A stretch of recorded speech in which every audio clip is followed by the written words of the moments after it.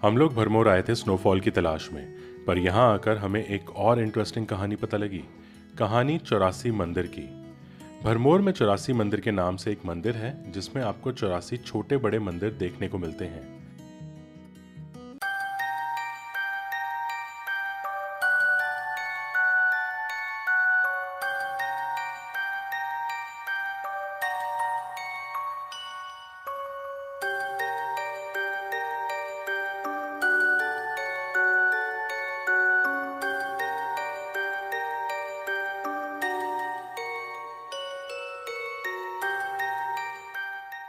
चौरासी मंदिर की खास बात यह है कि यहाँ धर्मराज, जिन्हें हम यमराज भी बोलते हैं, उनका भी मंदिर है।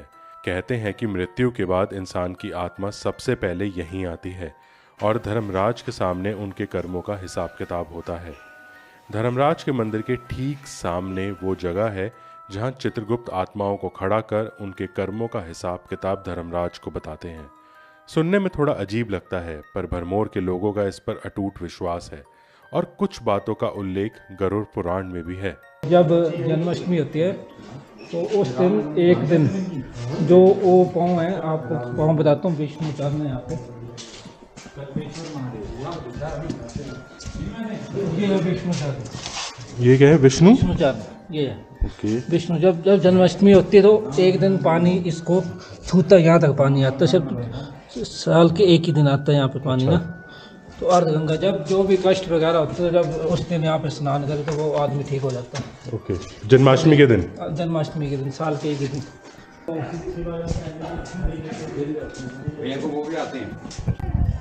ये पुस्तक है, और जब आदमी अपना शरीर छोड़ता मरने के बाद ना, तो वो यहाँ पे खड़ा होता है। उसकी पैरें वहाँ पड़ी हुई है, वहाँ पे खड़ा होता है।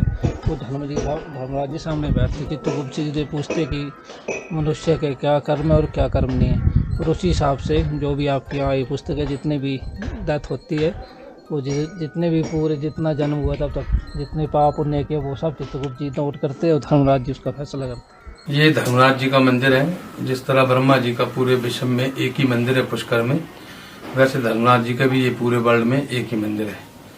पूरे विश्व में कोई कहीं भी मरेगा, ऐसा नहीं कि सिर्फ इंडिया में, पूरी पृथ्वी में, चाहे हिंदू है, चाहे मुस्लिम है, चाहे सिख है, चाहे ईसाई है, ऑल ओवर द वर्ल्ड जो भी आत्मा शरीर छोड़ती है, फाइनल डे उसका जो लेखा जोखा होता है वो यहीं पे होता है।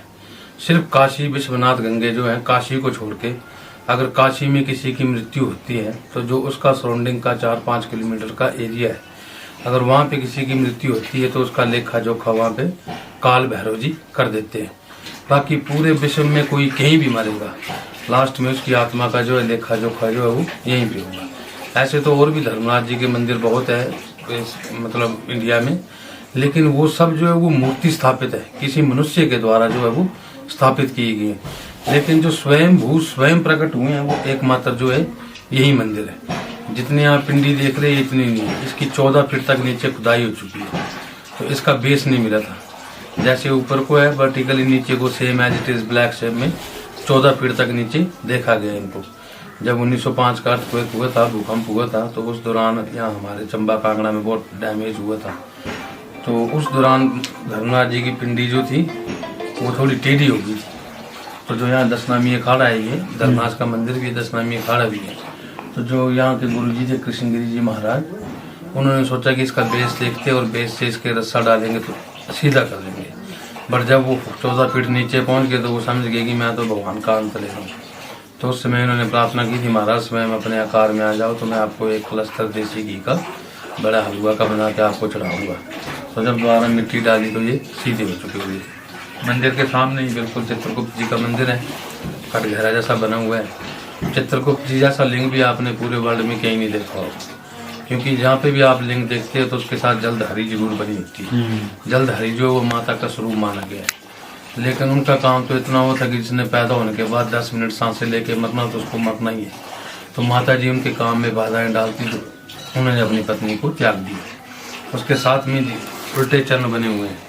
आत्मा का जब निर्णय होता है स्वर्ग और नरक का, तो आत्मा का फेस जो होता है वो धर्मराज जी की तरफ होता है, लेकिन पैर जो होते हैं वो उल्टे होते हैं। जैसे कोई एक्सीडेंटल डेथ मर जाता है, अकाल मृत्यु मरता है ना जी, तो बोलते कोई सुसाइड कर ले तो बोलते इसको रोना नहीं, इसकी आत्मा भटकती भटकती रहेगी। तो जैसे अगर मान लो सपोज करो मेरी उम्र अगर 80 साल है, अगर मैं 40 साल की उम्र में मर जाता हूँ काल मृत्यु, तो बाकी के 40 साल जो है मैं आधी पौड़ी पे काटता हूँ, साथ में 2.5 पौड़ियाँ भी ना। जब मेरी आयु पूरी होगी तभी जाके मेरी आत्मा चित्रगुप्त जी के पास पहुंचेगी, वहां से मेरी आत्मा का जो लेखा जोखा होगा। आगे जो पिंडिया आपने देखी हो मंदिर के, वो नाथ है, उनमें भी 8 है। 9वां जो है वो राजा के साथ जो चंबा शिफ्ट हो गया था, उसको बोलते चरपट नाथ, वो अभी जीवित है। तो हाँ, जीवित नाथ में आते हैं। तो जब वो मणिमेश यात्रा होती है तब जाके छड़ी जब उनकी आती है यहाँ पे, तब ये पूरे 84 सिद्ध और नवनाथ जो पूरे होते हैं। बाकी ये बने कैसे हैं 84 सिद्ध नवनाथ, ये आपको मैं शॉर्ट में बताऊंगा, ब्रीफली बताऊंगा, 3-4 घंटे लग जाएंगे। तो इसका जो है ब्रह्मा जी की दृष्टि जो वो ब्रह्मा जी की पुत्री पे पड़ गई थी। तो ब्रह्मा जी अपनी पुत्री के ऊपर ही मोहित हो गए थे, क्योंकि उनके ऊपर काम का जाल पड़ा हुआ था। जब ब्रह्मा जी अपनी पुत्री के ऊपर मोहित हो गए तो उसी दौरान शिव जी भगवान जी ने उनको 84 लाख योनि भुगतने का श्राप दे दिया।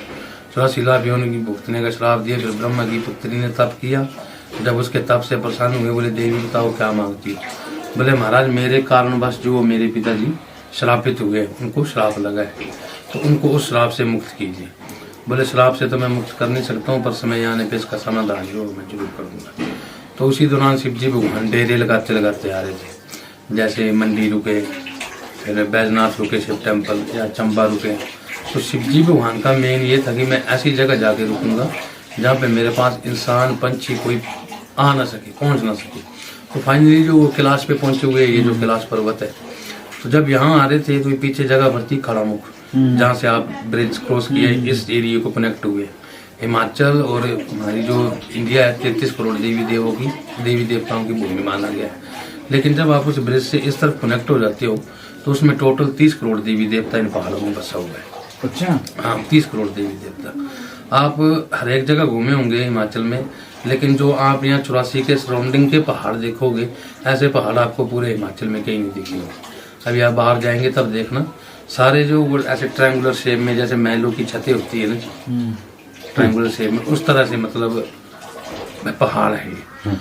तो वहाँ पे खड़े होगे शिव जी वहाँ, जब आप वापस जाओगे तो एक चीज़ वहाँ नोटिस करना, ब्रिज क्रॉस करके जो मार्केट क्रॉस कर लोगे वहाँ पे अपनी बाइक वगैरह खड़ी कर देना। वहाँ से आपने एक चीज़ नोटिस करनी है कि एक नदी जो यहाँ से आ रही है, एक वो दूसरी साइड ये करी हमने नोटिस, और दोनों नदियों का संगम, और वो बन गई जलधारी। शिव जी की पिंडी, उसकी जलधारी होती है, बनती है, और same as it is shape भी वैसा है, ऐसा नहीं किसी ने बनाया गया, ऐसे करके वो बिल्कुल आगे को भी वो आगे सारी जलधारी, और बीच का इलाका आगे सारा पिंडी। तो शिवलिंग रूप में ही उसने भी। तो वहाँ पे खड़े हो गए तो शिव जी वहाँ पे 84 के निर्माण करने लग पड़े। फिर शिव जी वहाँ को याद आया, मेरे को तो ब्रह्मा को 84 लाख योनि से मुक्त भी करना है। तो वो जब यहाँ पहुँचे, यहाँ पे ब्रह्मानी माता का स्थान हुआ करता था, ब्रह्मानी माता जी का स्थान था। तो शिव जी वहाँ यहाँ पे आके विराजमान हो गए। यहाँ पे आके विराजमान हो गए, माता जी आए, बोले महाराज ये मेरी नगरी है, ब्रह्मपुर इसका नाम है, ब्रह्मोर का पुराना नाम ब्रह्मपुर था। बोले महाराज ये मेरी नगरी, यहाँ पुरुषों को रहने की अनुमति नहीं है। बोले देवी मैं 1 रात के लिए आया हूँ, 1 रात काटूंगा, उसके बाद चला जाऊंगा। तो माता जी ने जो है 1 रात की अनुमति दी थी। तो माता जी ने 1 रात यहाँ मंदिर के साथ में ऊपर हेलीपैड है, गौरीकुंड होटल, उसके साथ में छोटा सा मंदिर है। तो माता जी ने 1 नाइट वहाँ पे काटा था, रात वहाँ पे काटी। जब रात को यहाँ विराजमान हुए तो यहाँ पे 84 सिद्ध और नवनाथ खड़े हो गए। जब डमरू की ध्वनि की शिव जी भगवान ने, तो 84 सिद्ध और नवनाथ खड़े हो गए। बोले महाराज आदेश कीजिए। बोले आप लोग मेरे ही स्वर से उत्पन्न हुए हो और मेरे ही निराकार रूप में समा जाओ। बोले महाराज बिल्कुल नहीं, कुछ ऐसा कीजिए कि जो मृत्यु लोक के प्राणी है वो हमारे काम आए, और हम जो है वो मृत्यु लोक के प्राणी के काम आए। उसी दौरान शिव जी भगवान जी ने ब्रह्मा को यहाँ पे बुलाया और ब्रह्मा को इसकी 3 परिक्रमाएं करवाई। 3 परिक्रमाएं करवाने के बाद ब्रह्मा जी 84 लाख योनियों से मुक्त हो गए। तो ब्रह्मा जी को शक्ति बाण पे रख के आंखें बंद करके छोड़ दिया। तो ब्रह्मा जी पुष्कर में जा गिरे। तो उनको वो भी श्राप था कि जाओ ब्रह्मा, पूरे विश्व में एक ही मंदिर होगा और एक ही जगह पूजा होगी और कहीं पूजा नहीं होगी। आपने कभी मार्केट में ब्रह्मा की फोटो देखी? सबकी मिलती है, ब्रह्मा की फोटो नहीं मिलती है। पूजा भी वही होती है ब्रह्मा जी की, घर में कोई ब्रह्मा की पूजा नहीं करता है। तो उस दौरान से ब्रह्मा जी 84 लाख योनि से मुक्त हो गए और इन सभी सिद्धों को वरदान दिए शिव जी भगवान जी ने कि जाओ सिद्धों मैं तुम्हें वरदान देता हूँ कि मृत्यु लोक का प्राणी जो भी आपके एक मंदिर के दर्शन करेगा वो 1 लाख योनियों से मुक्त हो जाएगा। मरने के उपरांत 84 लाख योनियां काटने पड़ती हैं, तब जाके जो वो मनुष्य योनि में जन्म मिलता है। तो बोले जो मृत्यु लोक का प्राणी मेरा एक मंदिर के दर्शन करेगा तो हमारे वो 1 लाख योनियों से मुक्त हो जाएगा। और दर्शन कैसे करे, बहा हुआ भगवान को मिला। उसी दौरान शिव जी भगवान जी का तीसरा नेत्र खुला है, शब्द निकला है आ लख निरंजन। तो जिन जिन सिद्धों के ऊपर दृष्टि पड़ी है तीसरे नेत्र की, वो सारे जो है वो पिंडी में परिवर्तित हो गए। और जिन जिन के ऊपर दृष्टि नहीं पड़ी है वो सारे एज ए मतलब मूर्ति रूप में स्टैच्यू टाइप खड़े हो गए। ऐसे जैसे नंदी जी इनके ऊपर दृष्टि नहीं पड़ी तो सेम एज इट इज ऐसे क्या ऐसे वो हो गए। जब दूसरे दिन ब्रह्मानी माता है तो वो क्रोधित हो गए बहुत ज्यादा कि लो भैया आप एक रात के लिए आए थे, अपनी नगरी बनाकर बैठ गए हो, अब मैं तुम पुरुषों के बीच में तो रह नहीं सकती हूँ, मैं कहाँ जाऊँ। तो शिव जी भगवान ने कहा तो ऊपर पहाड़ों पर चढ़ जाओ।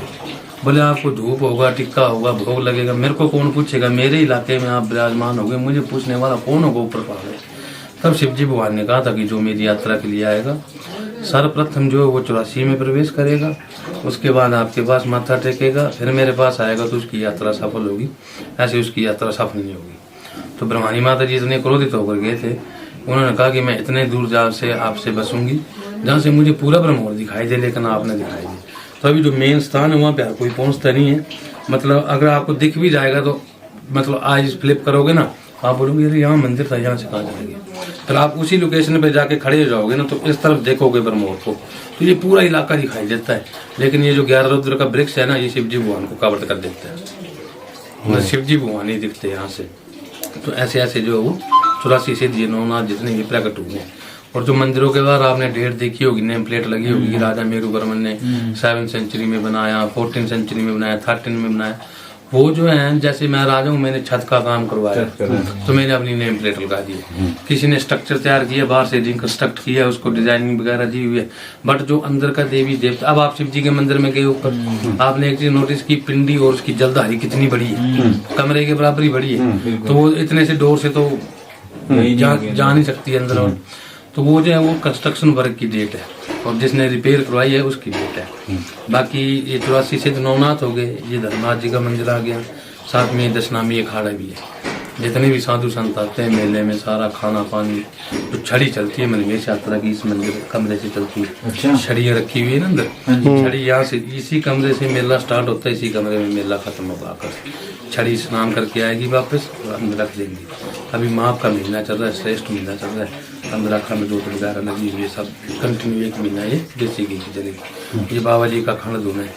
बाबा जी यहाँ पे 1894-95 में आए थे, तो उस टाइम ही धुना जला था। आज आप देख लो 2023 चल रहा है, आज दिन तक इसके अंदर माचिस नहीं डली। ऐसे आप टच करोगे भी घर में, इतनी हीट मेरे को इतने ऊपर से आ रही है। ऐसे नहीं कि जलाया नहीं, जलाते हैं, लकड़ी लगाते हैं, लेकिन जब एक बार बाबा जी ने जलाया हुआ है उसके बाद ये कभी। तो फिर लकड़ी लगाते तो अपने आप पकड़ लेती है? हाँ पकड़ेगी। अभी आप देखो ऐसे टच करो कितनी गर्म होगी, तो आग जल पड़ती है, फिर इसमें दबा देंगे, फिर इसको बंद कर देंगे।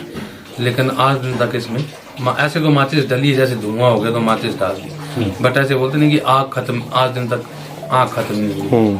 बाबा जी के टाइम से चल रही है। हमारे देश को ऐसे ही इनक्रेडिबल इंडिया नहीं कहा जाता। इसकी जड़ों को खंगाले तो यहाँ कई कहानियाँ ऐसी मिलेंगी जिनके कैरेक्टर्स के बारे में हमने कभी ना कहीं तो सुना ज़रूर होगा, पर पूरी कहानी शायद ही हमें पता हो, जैसे भरमौर के 84 मंदिर की कहानी। आज के लिए बस इतना ही। अगर आपको ये वीडियो पसंद आया हो तो लाइक, सब्सक्राइब, शेयर, कमेंट ज़रूर करना। बाकी रही स्नोफॉल की बात, तो भोलेनाथ के आशीर्वाद से खाली हाथ तो नहीं लौटेंगे।